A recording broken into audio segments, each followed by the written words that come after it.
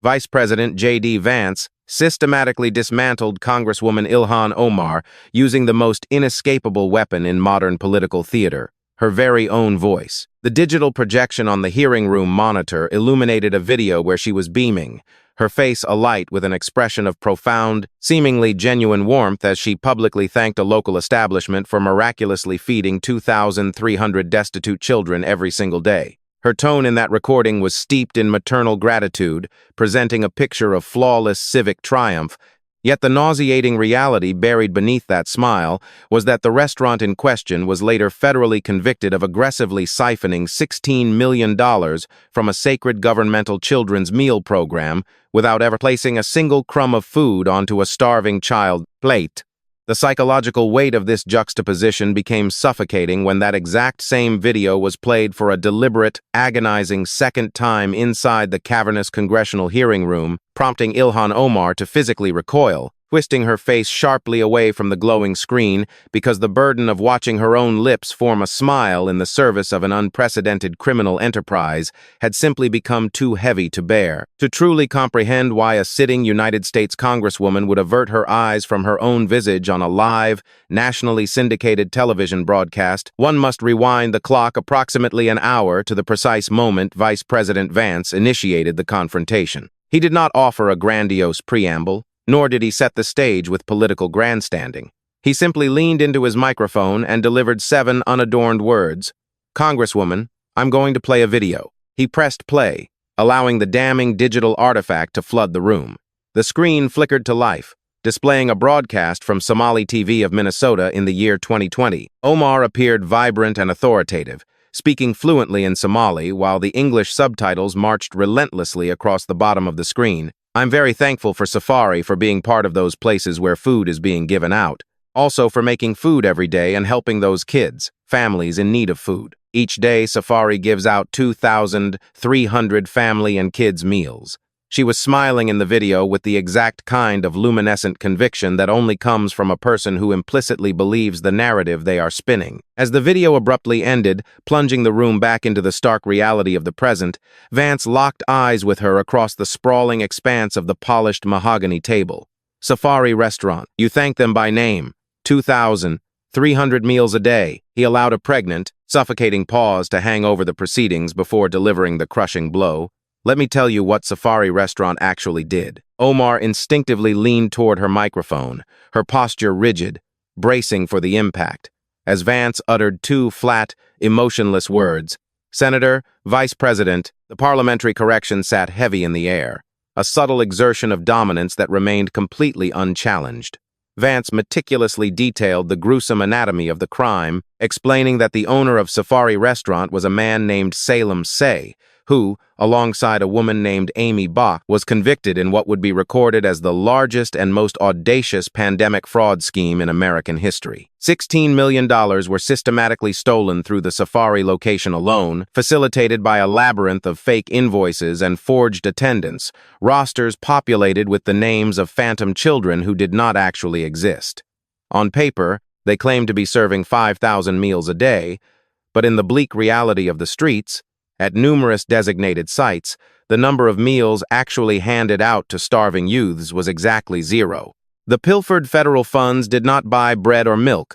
They were funneled into an extravagant pipeline of luxury vehicles, sprawling real estate investments in Kenya, lucrative properties in Turkey, and lavish island vacations, with some of the money traveling to destinations far more sinister than the Kenyan coast. "We'll get to exactly where in a moment," Vance promised, his voice devoid of theatrics but laden with an inescapable sense of impending doom. He narrowed his focus, shifting from the criminals to the legislator. "You didn't just praise this restaurant, Congresswoman. You sponsored the law that made the theft possible." He methodically recounted how, in the chaotic throes of 2020, Omar introduced the Meals Act, a piece of legislation that effectively stripped the locks off the federal treasury by removing stringent verification requirements for food distribution sites, waiving crucial eligibility checks, and allowing virtually anyone to instantly sign up as a distributor to blindly claim federal reimbursement. Omar did not extend him the courtesy of letting him finish his indictment. She surged forward, seizing her microphone with the possessive aggression of a seasoned political brawler who knows that a defensive posture is a death sentence. "Yes, I did, and I would do it again," she fired back, causing an immediate, palpable shift in the room's atmosphere. She was not deploying diplomatic deflections, she was actively drawing blood. "Do you know why, Mr. Vice President? Because in March 2020, schools shut down across this country. Children who depended on free lunch had absolutely nothing. Families lined up at food banks that ran completely out of provisions before noon. I wrote a law so that children could eat. That is what the Meals Act did. That is exactly what it was fundamentally designed to do." Her voice vibrated with righteous indignation as she turned the crosshairs directly onto Vance. "And while I was writing that law, while I was desperately making sure that the vulnerable children in my district did not go hungry, where were you?" She locked her gaze onto him, her eyes ablaze with defiance. "What specific bill did you write to feed children during the height of the pandemic?" The argument landed with devastating precision because it was anchored in undeniable historical truth. Schools did unequivocally close. Children did genuinely suffer from hunger. She did undeniably take legislative action. For 10 breathless seconds, every elected official sitting in that chamber, and every American citizen watching from the quiet sanctuaries of their living rooms was forced to sit in silent acknowledgement of the fact that, regardless of the apocalyptic corruption that followed, the initial human intention behind the legislation was rooted in a very real, very desperate reality. Vance did not physically flinch, nor did he attempt to deny the emotional core of her defense. "You wrote a law to feed children. Nobody in this room questions your intention in March 2020, he conceded, validating her premise before systematically dismantling its execution. He paused, letting his validation settle before introducing the fatal caveat. But the Minnesota Department of Education explicitly flagged feeding our future for severe irregularities and systemic problems in 2020. That very same year, they actively tried to cut the funding to stop the bleeding. Feeding Our Future subsequently sued them to aggressively keep the money flowing. The state agency that was officially supposed to protect the program actively tried to stop it. He leveled a penetrating stare at her, "And you did not add the legislative guardrails back. You explicitly knew there were massive problems, and you willfully left the door wide open." Omar instinctively fired back, her rhetorical shields instantly raising. "I did not know about specific, isolated instances of fraud at specific sites. The MDE dispute was strictly an administrative matter between a state agency and a non-profit organization.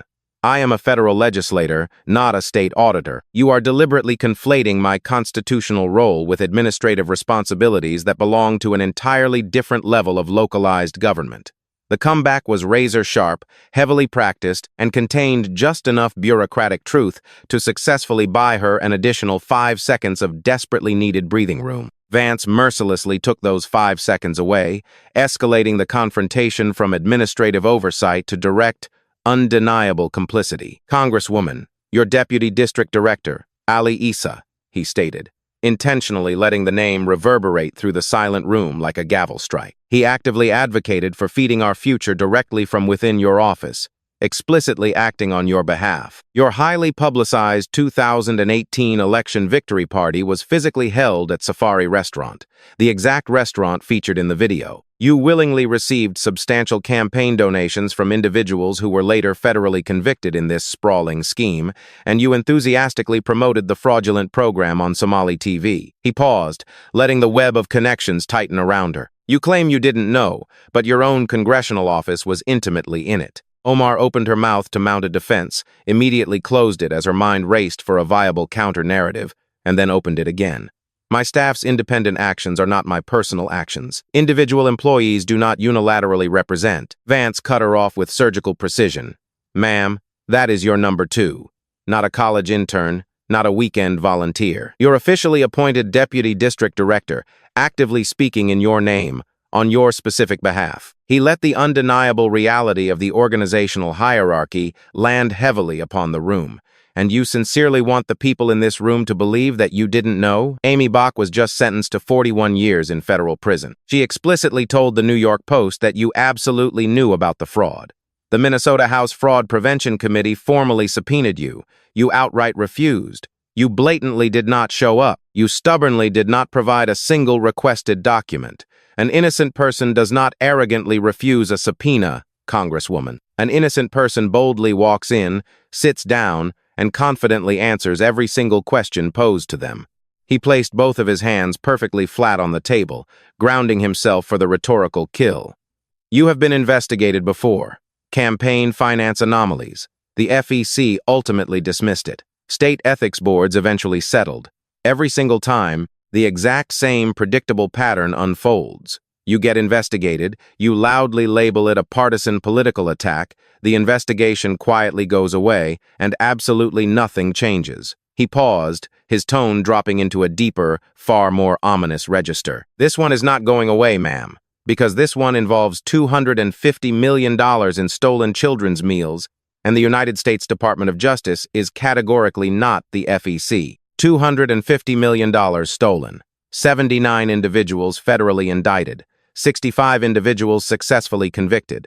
Amy Bach sentenced to 41 years. Attorney General Merrick Garland, a Democrat, publicly called it the absolute largest pandemic relief fraud in American history. Vance brilliantly simplified the labyrinthine legalities into a devastating metaphor. Before your bill, the system had heavy locks firmly secured on the door. Your bill forcefully removed those locks, and within mere months, every opportunistic thief in the state of Minnesota enthusiastically walked right through. His voice underwent a visceral transformation. It didn't rise in volume, but rather dropped half a tone lower, slowing by half a beat. It was the sound of a perfectly calibrated stillness engine finally cracking under immense pressure, and everyone in the room heard it with the alarming clarity of a sudden noise in a house that has always been silent. I have sat through a lot of contentious hearings. I don't typically get angry in hearings. He stopped, visibly wrestling with the gravity of the situation. But those were children, real, breathing children living in your district who were supposed to eat real, nourishing meals, and they unequivocally did not eat. The emotional crack in his armor instantly closed, and the marine flat demeanor seamlessly returned, but the damage was irreversible. The room had seen the raw, unvarnished truth of his outrage. She had authored the legislation that obliterated the law. $250 million casually walked through the door she had personally opened. Her own hand-picked deputy was actively colluding with the architects of the theft, and she had arrogantly defied a lawful subpoena to hide her track. The investigative net then aggressively expanded, as Vance expertly steered the narrative toward the incredibly lucrative and deeply suspicious financial entanglements of Omar's own household, revealing that one of the receipts involved a wine chillingly named the Devil's Lie. Let's pivot and talk about your household, Congresswoman. Your political campaign paid East Street Group, your husband Tim Monet's private consulting firm, a staggering $2.9 million while you were still legally married to someone else. Omar was fully fortified for this specific line of attack. She had bitterly fought this exact battle in the public arena before and emerged victorious. The Federal Election Commission exhaustively reviewed my campaign expenditures and officially dismissed the baseless complaint entirely in 2021. E Street Group consistently provided highly legitimate, rigorously documented consulting services. My husband is a deeply respected professional political consultant, boasting 2 decades of proven experience. Substantial campaign payments to external consultants are standard operating practice in every single legitimate campaign operating within this country. She leveled a steely, unyielding look directly into the primary broadcast camera. This is fundamentally not news, Mr. Vice President. This is stale opposition research, lazily repackaged as congressional oversight. The argument was structurally sound and aggressively delivered. The FEC had, in fact, dismissed the matter. Paying strategic consultants is an entirely normalized facet of the political machine, and her voice carried the undeniable, bulletproof confidence of a seasoned politician who has recited this exact defensive script dozens of times and watched it successfully neutralize her adversaries every single time. Vance simply nodded in calm agreement. The FEC did dismiss the campaign finance complaint. You're absolutely right about that.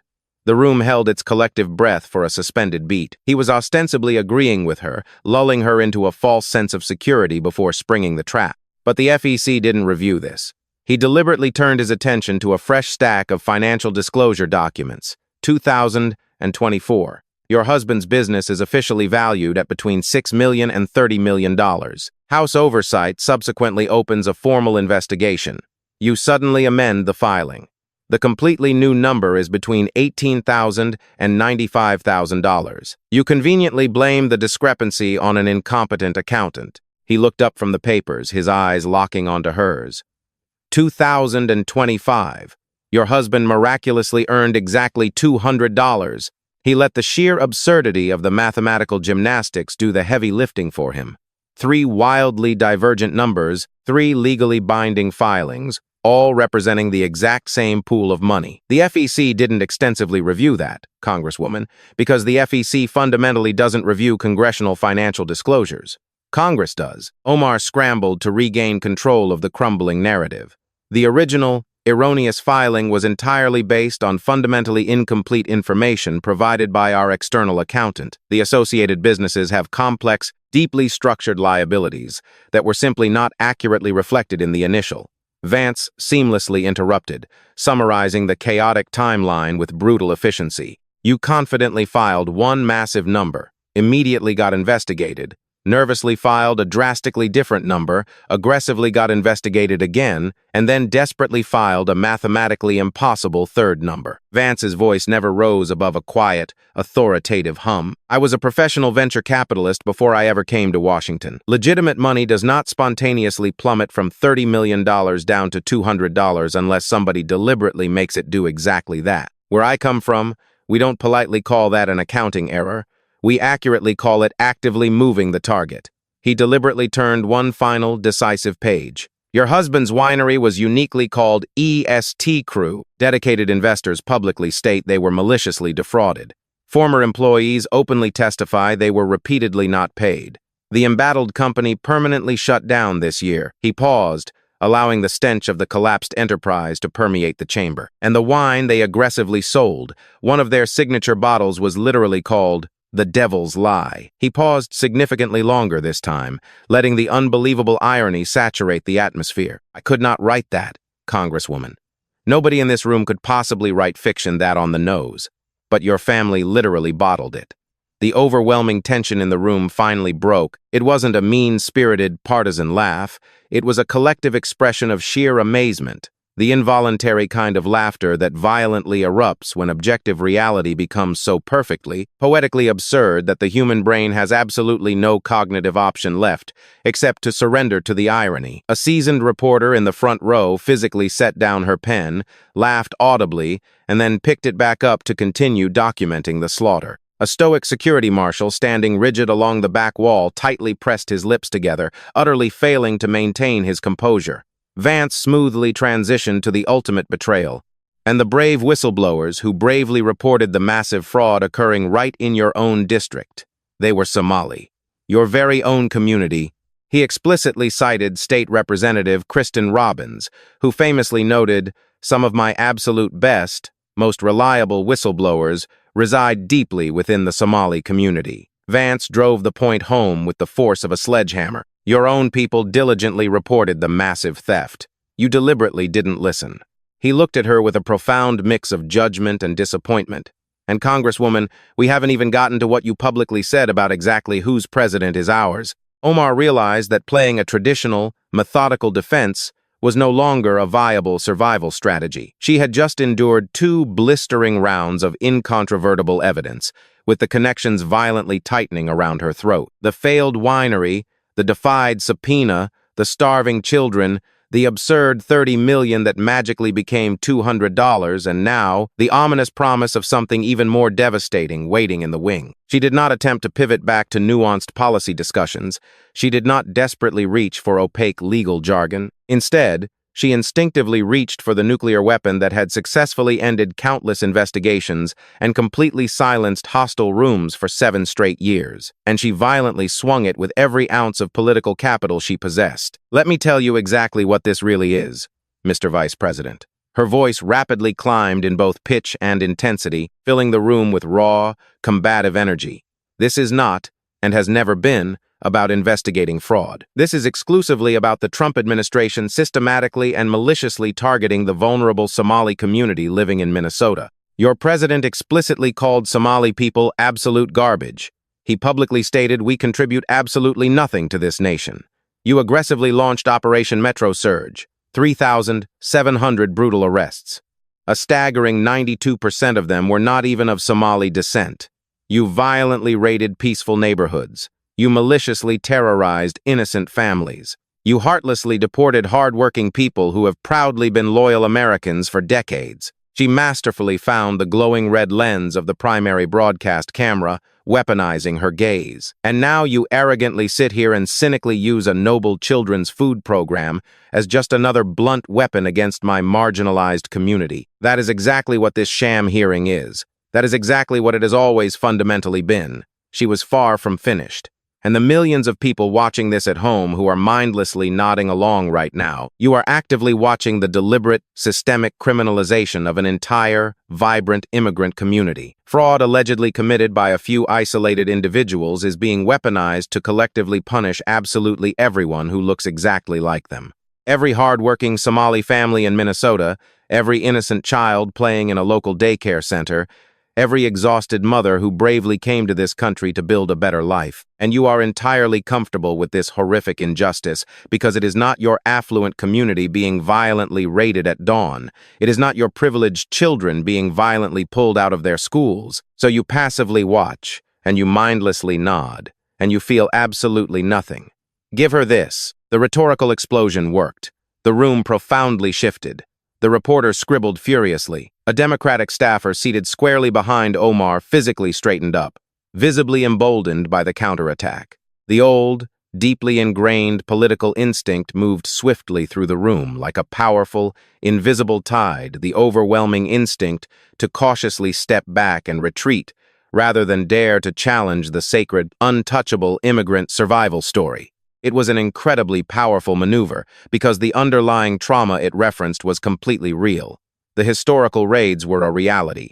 The lingering fear within the community was deeply genuine, and cynically utilizing that collective fear as an impenetrable political shield only ever works when the fear buried underneath it is authentic. For 20 tense seconds, the maneuver held. For 20 seconds, the entire room teetered dangerously between two wildly divergent versions of what was fundamentally occurring in this hearing. Was it a legitimate pursuit of justice and oversight? Or was it a racially motivated persecution and a partisan attack? In millions of living rooms stretching across the country, 40 million captive viewers had just been aggressively informed that they felt nothing that their outrage was born of racial bias rather than a genuine reaction to a historic crime. Vance did not flinch, nor did he attempt to interrupt her impassioned monologue. He patiently waited. It was a terrifying, deeply disciplined, Marine patience. He calmly allowed the massive, emotional accusation to rapidly travel around the room and completely spend itself against the walls, the exact same way a violent wave expends its fury against an unyielding, immovable rocky shore. He deliberately let every single person watching at home fully absorb it, sit with the discomfort of the accusation, and critically decide exactly what they felt. Then, he finally spoke, his voice remaining impossibly flat and unnervingly quiet. "Congresswoman, I am absolutely not attacking the Somali community." He paused, letting the silence amplify his next words. "I am defending the Somali community." The entire room collectively held its breath. The rhetorical pivot was breathtaking. The thousands of children who were desperately supposed to eat those meals. They were Somali children, living in your specific district, residing in your specific neighborhoods. The trusting families who deeply relied on that vital food program, they were Somali families. And the incredibly brave whistleblowers who courageously stepped forward and actively reported the massive theft, they were Somali people. His voice stubbornly refused to rise. It fundamentally never did. Your own community actively reported the crime to you, and you deliberately did not listen. You arrogantly did not show up for the lawful subpoena. You completely failed to protect them. You only sought to protect yourself. He paused, letting the devastating reality of his counter-argument sink in. And then you hypocritically came into this hearing today and cynically used their name as a convenient political shield. The room violently shifted back, not with a sudden jolt, but with a slow, grinding finality. Because Vance had just seamlessly taken her ultimate impenetrable weapon, effortlessly disarmed her, and turned it directly around to pierce her own narrative. The tragic victims of the massive fraud were the exact same vulnerable people Omar so loudly claimed to defend. Somali children tragically went hungry. Somali whistleblowers desperately tried to stop it. and Omar shamelessly used their collective identity as a shield, while their specific community was being mercilessly robbed blind. Omar desperately tried to mount another counteroffensive. "You are maliciously twisting my clear words. I have tirelessly fought for this beautiful community for 7 long years. I have successfully brought massive resources, national attention, and vital federal funding." Vance cut her off with a quiet, lethal precision. "You undeniably brought federal funding, $250 million of it, and it was immediately, systematically stolen directly from starving children residing within the very community you loudly claim you fight for. And when they desperately asked you to answer basic questions about exactly where their money went, you flatly refused to show up." She had absolutely no coherent answer for that because it was an undeniable, objective truth. A blatant refusal to comply with a lawful congressional subpoena is an established fact. It cannot be spun, massaged, or rhetorically dismantled. She passionately argued that he was attacking her community. He methodically demonstrated that he was actually defending the starving children within her community who were denied their meals. And when she attempted to spin the narrative one final time, he presented her with the one fundamental question she could never possibly answer. "Why did you refuse the subpoena?" "One more thing, Congresswoman. Last thing," Vance announced, methodically shifting his focus to the final, most devastating phase of his interrogation. October 2025, a massive political rally in Minneapolis. You passionately spoke to the crowd in Somali. There were dozens of cameras meticulously recording the event, and you clearly said several highly controversial things that I am now going to read directly back to you. He looked down and read the first translated quote. "Somalia is our home. Somalia is our heart. We always think about Somalia." He looked up from the page, his expression surprisingly accommodating. "Cultural pride. Deep reverence for heritage. I completely understand that. My people proudly come from the rugged terrain of Appalachia. I frequently think about the rolling hills I grew up in. That is a fundamentally human instinct. Nobody sitting in this room questions or condemns that sentiment. It was a brilliantly fair, seemingly reasonable concession." The room subtly nodded in agreement. This was the masterful performance of a man proving he could be incredibly fair before becoming relentlessly hard. Then, he smoothly read the second quote, and the very temperature in the room seemed to plummet. "We are very happy that Hassan is our president." He paused, letting the words hang in the freezing air. "Our president." He slowly repeated the phrase again, his tone completely devoid of emotion. "Not the sovereign president of Somalia. Not respectfully, President Mohammed. You explicitly said, 'our president.' Congresswoman, you arrived in this country as a desperate refugee. You were only 12 years old. Your homeland was violently burning to the ground.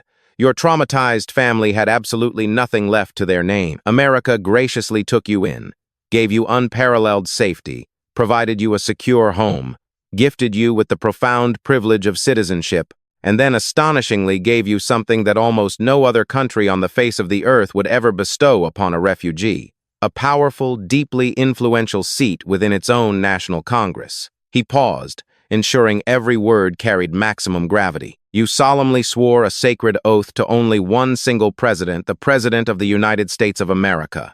Yet you confidently stood on a public stage inside the very country that literally saved your life, and you openly called a foreign head of state ours." Omar did not let this monumental accusation land unchallenged. This was her familiar home territory, and she ferociously fought to reclaim it. "Mr. Vice President, that specific speech was entirely about condemning Ethiopian military aggression against sovereign Somali territory. The entire globally dispersed Somali diaspora was deeply united against a blatantly illegal land deal. Our president is simply how the Somali people culturally refer to the political leader of their beloved ancestral homeland. It is deeply cultural. It is entirely linguistic. It is absolutely no different from proud Irish Americans fondly saying our Taoiseach, or devout Italian Americans reverently saying our Pope. You are maliciously weaponizing cultural language to baselessly question my fundamental loyalty to this great country, and I absolutely will not accept it." The argument was highly logical, and the strategic comparison was incredibly sharp. Irish Americans absolutely do use that exact terminology. The entire room momentarily paused. The millions of listeners at home momentarily paused. For a fleeting fraction of a second, it appeared she had successfully neutralized the attack. Vance dismantled her entire defense with 3 devastating staccato sentences. The Pope is fundamentally not a geopolitical head of state. You actively vote on complex foreign policy regarding Congresswoman Somalia because you powerfully sit on prominent committees that directly dictate Horn of Africa policy. You personally vote on massive, multi-million-dollar aid packages directed to that exact region. And you affectionately call that region's sitting president Uncle. He seamlessly transitioned to the third damning quote.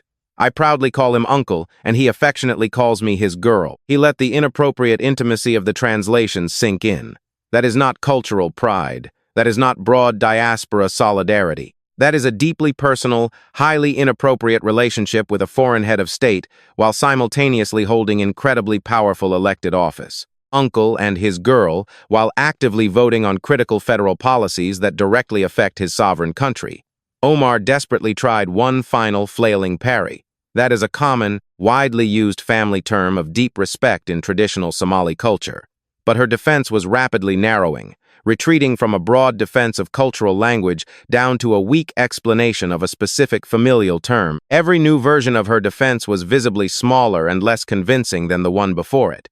The entire room could physically feel her narrative rapidly shrinking into oblivion. And then came the devastating fourth step, the fatal connection the entire room had been anxiously anticipating since Vance first ominously promised, "We'll get to exactly where in a moment," an hour prior, and here is where it all finally comes together. Congresswoman. His voice dropped into an incredibly low, agonizingly slow cadence. Every single syllable meticulously placed like the final, lethal round being loaded into a magazine. While you were passionately calling Somalia our home, $250 million maliciously stolen directly from your district was being systematically wired overseas, siphoned directly from starving children in your immediate neighborhoods, transferred through elaborate shell companies to Kenya, secretly routed to Turkey. He paused for dramatic effect, and federal investigators subsequently recovered encrypted text messages from the core leadership of the fraud ring. One of those explicit messages simply read, "Please send $1,000 to Mogadishu, specifically Baqarah." He deliberately let the infamous name hang over the room like a shroud. Baqarah Market, Congresswoman. The hearing room was suffocated by a devastating silence as Vice President J.D. Vance masterfully drew a single, inescapable line connecting the $250 million stolen from starving Minnesotan children directly to the blood-soaked Baqarah Market in Mogadishu, the very stronghold of al-Shabaab where 18 brave American soldiers tragically fell. When Congresswoman Ilhan Omar desperately tried to sever the damning ties between her political rhetoric and the historic fraud, Vance's voice dropped to a chilling, authoritative whisper, delivering the fatal blow. They brutally stole from innocent children. Congresswoman, you held the door. The true psychological collapse arrived moments later when Vance mercilessly commanded the room to replay the video of Omar enthusiastically thanking the fraudulent safari restaurant.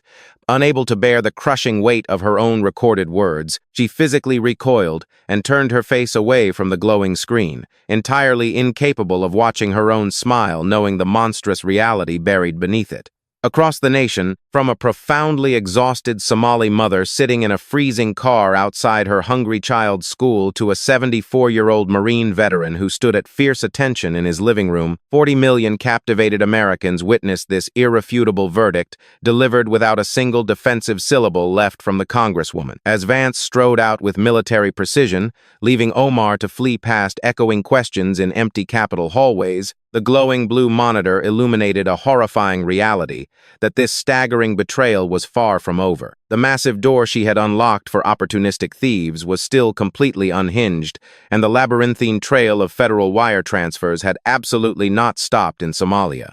Whatever dark, geopolitical force was patiently waiting on the exact other side of that overseas transaction is a terrifying secret that is only just beginning to unravel. If this unmasking of ultimate political betrayal made your blood run cold, hit that like button, type door in the comments, and aggressively subscribe right now because the investigation hasn't ended, it has merely reached the threshold, and you will not believe who is stepping through next.